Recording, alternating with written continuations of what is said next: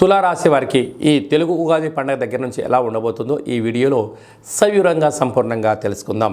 తులారాశిలో ఏ నక్షత్రాలు వస్తాయనగా చిత్తా నక్షత్రంలోని 3వ పాదం, 4వ పాదం, స్వాతి నక్షత్రంలోని 4 పాదాలు, విశాఖ నక్షత్రంలోని 1, 2, 3 పాదములు కలిపితే తులారాశి. చాలామందికి పుట్టినటువంటి కాల సమయంలో డేటా ఆఫ్ బర్త్లు లేనటువంటి ఏకైక కారణం చేత పేరు యొక్క మొదటి అక్షరాన్ని అనుసరిస్తూ ఆ రాశిని తెలుసుకునే ప్రయత్నం చేద్దాం. రా, రి, శ్రీ, రు, రే, రో, తా, తి, తు, తే అక్షరాల వారందరూ కూడా తులారాశి జాతకులే. తులారాశికి అధిపతి శుక్రుడు. ఈ యొక్క ఉగాది పండగ నుండి అనగా 9వ తారీఖు నుండి 15వ తారీఖు వరకు తులారాశిలో పుట్టినటువంటి వారందరూ ముందస్తుగా జన్మదిన శుభాకాంక్షలు. గతంలో వివాహం చేసుకున్న వారికి వివాహ వార్షికోత్సవ శుభాకాంక్షలు.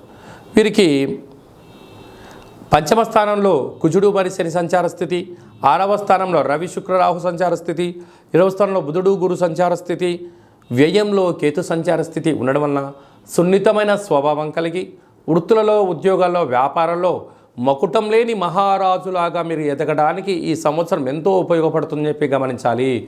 చిన్న చిన్న విషయాలకు ఆందోళన తగదు. పెద్ద పెద్ద సమస్యలు ఏదైనా వచ్చినప్పుడు మౌనంగా, ధ్యానంగా, ఏకాగ్రతగా ఆలోచించండి. మీ క్షేమాన్ని ఎవరైతే గురించి ఆలోచన చేస్తారో లేకుంటే నిపుణుల యొక్క సలహాలు తీసుకొని మీరు చేసినట్లయితే, అలాంటి శిక్షణ మీరు పొందగలిగినట్లయితే అద్భుతమైన విజయం మీ సొంతం అవుతుంది. సాఫ్ట్వేర్ ఉద్యోగస్తులు, హార్డ్వేర్ ఉద్యోగస్తులు, యూట్యూబ్ని, వాట్సాప్, ఫేస్బుక్ నడిపించేటువంటి వారందరూ కూడా, క్రియేటివిటీ రంగాలు, సృజనాత్మకతమైన జీవితంలో ఉండబడిన వారందరికీ ఈ సంవత్సరం ఎంతో యోగదాయకమని చెప్పి గమనించాలి.